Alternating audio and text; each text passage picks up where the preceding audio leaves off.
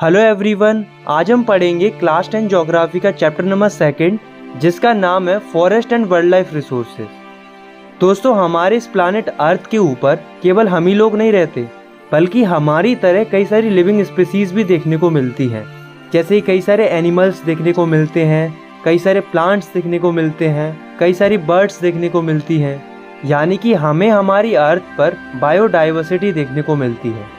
Biodiversity मतलब different type of life देखने को मिलती है। तो इस चैप्टर में हम हमारी अर्थ पर मौजूद इसी बायोडाइवर्सिटी को एक्सप्लोर करेंगे। हम अलग अलग जंगलों के बारे में पढ़ेंगे, जीव जंतुओं के बारे में पढ़ेंगे और उनके कंजर्वेशन के बारे में पढ़ेंगे। तो चलिए स्टार्ट करते हैं।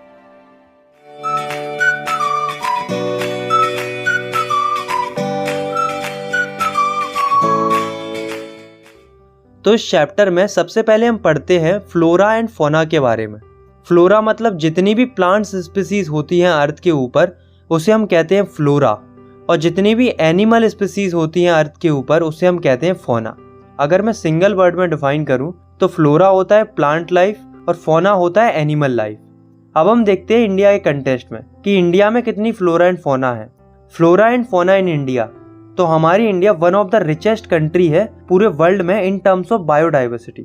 मतलब हमारी इंडिया में हमें डिफरेंट टाइप्स ऑफ फ्लोरा भी देखने को मिलते हैं और डिफरेंट टाइप्स ऑफ फौना भी देखने को मिलते हैं। और दोस्तों, आपको जानकर हैरानी होगी कि ऐसा माना जाता है कि अभी भी आधे से ज्यादा यानी कि लगभग twice and thrice numbers of species discovery नहीं हुई हैं। उनकी डिस्कवरी होना भी बाकी है। तो आप सोच सकते हो कि हमारी इंडिया में कितनी ज्यादा फ्लोरा एंड फौना की स्पीसीज है। इसके अलावा हमारी डेली लाइफ भी काफी ज्यादा डिपेंडेंट है फ्लोरा एंड फौना के ऊपर।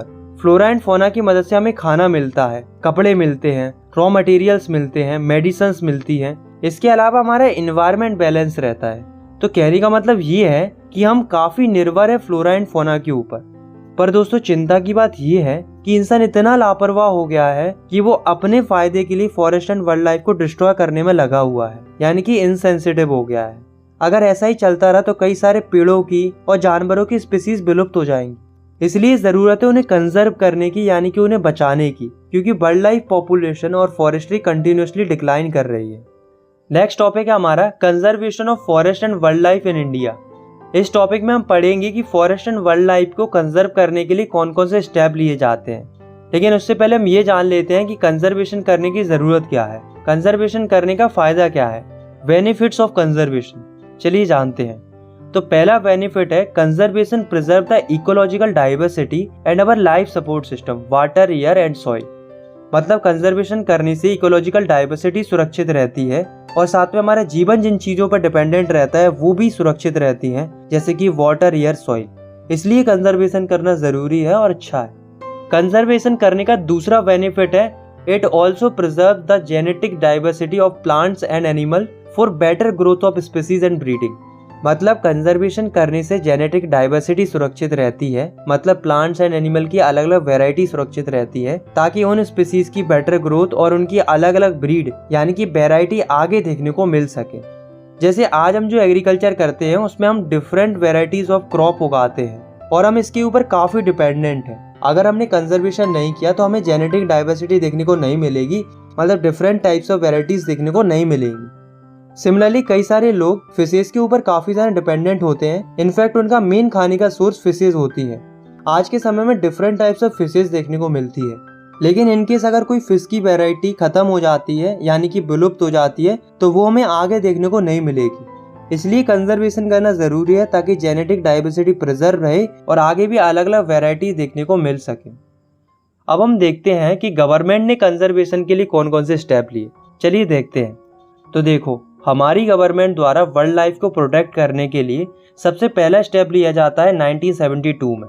गवर्नमेंट क्या करती है, 1972 में एक एक्ट पास करती है जिसका नाम था वाइल्ड लाइफ प्रोटेक्शन एक्ट। इस एक्ट के तहत गवर्नमेंट क्या करती है, कई सारे प्रोविजंस बनाती है वाइल्ड लाइफ के हैबिटेट को प्रोटेक्ट करने के लिए, और एक लिस्ट भी जारी करती है उन स्पीसीज की जिनकी लाइफ खतरे में है, मतलब जिन्हें प्रोटेक्ट करना जरूरी है। तो जो स्पीसीज इंडेंजर्ड लिस्ट में आती हैं उन्हें बचाने के लिए गवर्नमेंट हंटिंग पर बैन लगा देती है, और साथ में जो ट्रेडिंग होती थी यानी कि तस्करी होती थी जानवरों की, उस पर भी रोक लगा देती है। केवल इतना ही नहीं, आगे जाकर 1980 में और 1986 में कई सारी और स्पीसीज को भी प्रोटेक्टेड स्पीसीज की लिस्ट में जोड़ा जाता है। जिसमें कई सैकड़ों बटरफ्लाईज, मोथ्स, बीटल्स शामिल थी और एक ड्रैगन फ्लाई भी शामिल था। दोस्तों ये केवल जानवरों तक सीमित नहीं था, बल्कि आगे जाकर 1991 में पहली बार प्लांट स्पीसीज को भी लिस्ट में ऐड किया गया। शुरुआत में 6 प्लांट स्पीसीज को ऐड किया गया। Establishments of protective institutions. अब दोस्तों ऐसा नहीं है कि हमारी गवर्नमेंट केवल एक्ट बना रही थी, बल्कि कई सारी इंस्टीट्यूशंस भी सेटअप कर रही थी फ्लोरा एंड फौना को प्रोटेक्ट करने के लिए। जैसे कई सारी वाइल्ड लाइफ सेंचुरीज बनाई जाती हैं, बायोस्फीयर रिजर्व बनाए जाते हैं, नेशनल पार्क बनाए जाते हैं। आज के समय में इंडिया में 567 वाइल्ड लाइफ सेंचुरीज हैं, 18 बायोस्फीयर रिजर्व हैं और 106 नेशनल पार्क हैं। इतना ही नहीं दोस्तों, गवर्नमेंट के द्वारा पर्टिकुलर एक जानवर को बचाने के लिए भी कई सारे प्रोजेक्ट चलाए गए। जैसे कि पर्टिकुलर टाइगर को बचाने के लिए प्रोजेक्ट टाइगर चलाया गया। इसी तरीके से एशियाटिक लायन को बचाने के लिए, घड़ियाल को बचाने के लिए, ब्लैक बक को बचाने के लिए, राइनासोर्स के लिए, स्नो लेपर्ड्स के लिए, इन सब के लिए अलग अलग प्रोजेक्ट चलाए गए इन्हें बचाने के लिए। पर डोंट वरी, हमें इन सब के बारे में नहीं पढ़ना, हमें केवल प्रोजेक्ट टाइगर के बारे में पढ़ना है। तो चलिए जानते हैं कि क्या है ये प्रोजेक्ट टाइगर। तो जैसा कि हम जानते हैं कि टाइगर जो है वो one of the most important wild life species में से एक है और ये काफ़ी इंपॉर्टेंट रोल प्ले करता है फनल वेब के अंदर। लेकिन दोस्तों ऐसा देखा गया है पिछले 100 सालों में टाइगर की पॉपुलेशन बहुत तेजी से डिक्लाइन हुई है। एस्टीमेट ये बताते हैं कि 1870 में टाइगर की पॉपुलेशन लगभग 55,000 थी, लेकिन 1970 तक आते आते टाइगर की पॉपुलेशन गिरकर 1827 बचती है। अब दोस्तों ऐसा हुआ क्यों, इसके पीछे रीज़न क्या था? तो पहला रीज़न था कि टाइगर की पोचिंग होती थी ट्रेड के लिए, मतलब गैर कानूनी तरीके से व्यापार होता था, क्योंकि टाइगर की बोन और स्किन काफ़ी एक्सपेंसिव होती थी, जिसके चलते कई सारे टाइगर्स को मार दिया जाता था। दूसरा रीज़न था श्रिंकिंग हैबिटेट, मतलब जो जंगल वगैरह थे वो धीरे धीरे श्रिंक होते गए, यानी कि ख़त्म होते गए, जिस वजह से टाइगर की पॉपुलेशन भी डिक्रीज हो गई। तीसरा रीज़न था depletion of prey based species, मतलब जिन स्पीसीज को टाइगर खाते थे उनकी पॉपुलेशन भी डिक्रीज हो गई, जिस वजह से टाइगर को खाना नहीं मिल पा रहा था। इस वजह से भी टाइगर की पॉपुलेशन डिक्रीज हुई। चौथा रीज़न था ग्रोइंग ह्यूमन पॉपुलेशन, मतलब धीरे धीरे लोगों की पॉपुलेशन बढ़ने लगी थी, जिस वजह से टाइगर का रहना मुश्किल हो गया था। तो ये कुछ रीज़न है जिनकी वजह से टाइगर की पॉपुलेशन कम हुई इंडिया के अंदर। इसलिए जो हमारी गवर्नमेंट थी उसने टाइगर को बचाने के लिए 1973 में एक कैंपेन लॉन्च किया, जिसको बोला गया प्रोजेक्ट टाइगर। प्रोजेक्ट टाइगर की मदद से टाइगर की पॉपुलेशन जो डिक्रीज हो रही थी उसमें कुछ हद तक सुधार देखने को मिला है। इसके अलावा हमारी इंडिया में कई सारे टाइगर रिजर्व भी हैं जो कि टाइगर को प्रिजर्व करते हैं, जैसे कि Corbett national park Uttarakhand, Sundarban national park in West Bengal, Bandhavgarh national park in Madhya Pradesh, Sariska wildlife sanctuary in Rajasthan, Manas tiger reserve in Assam, Periyar tiger reserve in Kerala. तो ये कुछ एग्जाम्पल है मेजर टाइगर रिजर्व के जो कि इंडिया में है। नेक्स्ट टॉपिक है हमारा types and distribution of forest and wild life resources.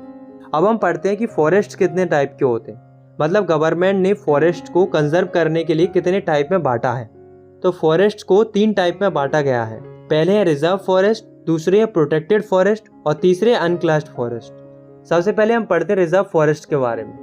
तो रिजर्व फॉरेस्ट वो फॉरेस्ट होते हैं जिन्हें गवर्नमेंट ओन करती है। इन फॉरेस्ट के अंदर किसी भी प्रकार की ह्यूमन एक्टिविटी करना अलाउड नहीं होता है, मतलब कोई भी व्यक्ति अपने फायदे के लिए इन जंगलों को नुकसान नहीं पहुंचा सकता। ये जो रिजर्व फॉरेस्ट हैं वो बहुत ही कीमती फॉरेस्ट माने जाते हैं, इसलिए इन्हें चारों तरफ से कवर करके रखा जाता है। ये फॉरेस्ट हमें जम्मू कश्मीर, वेस्ट बंगाल, महाराष्ट्र, उत्तराखंड जैसे स्टेट्स में देखने को मिलते हैं। नेक्स्ट है प्रोटेक्टेड फॉरेस्ट।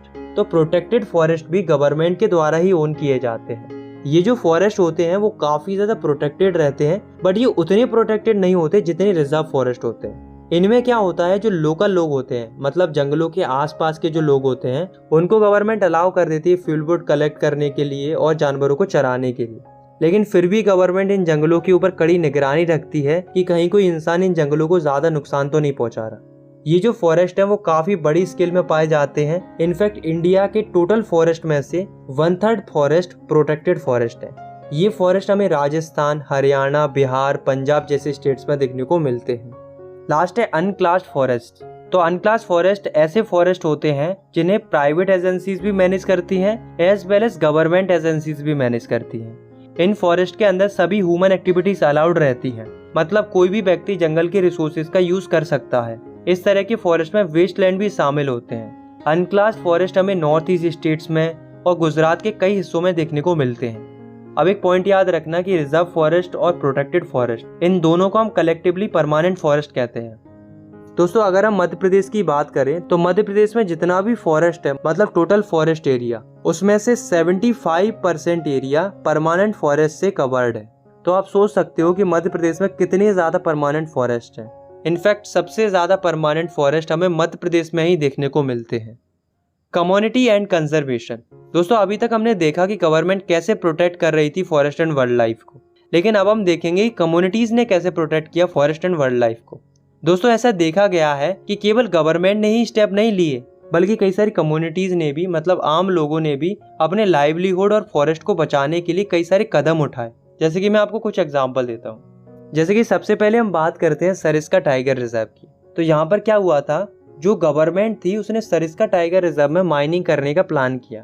गवर्नमेंट ये बात जानती थी कि ऐसी जगह पर माइनिंग करना वाइल्ड लाइफ प्रोटेक्शन एक्ट के खिलाफ है, क्योंकि इससे जंगल को नुकसान तो होता ही होता, साथ में वहां पर रह रहे लोगों का लाइवलीहुड भी खतरे में आ जाता। लेकिन ये बात जानते हुए भी गवर्नमेंट ने माइनिंग करने का प्लान कंटिन्यू रखा।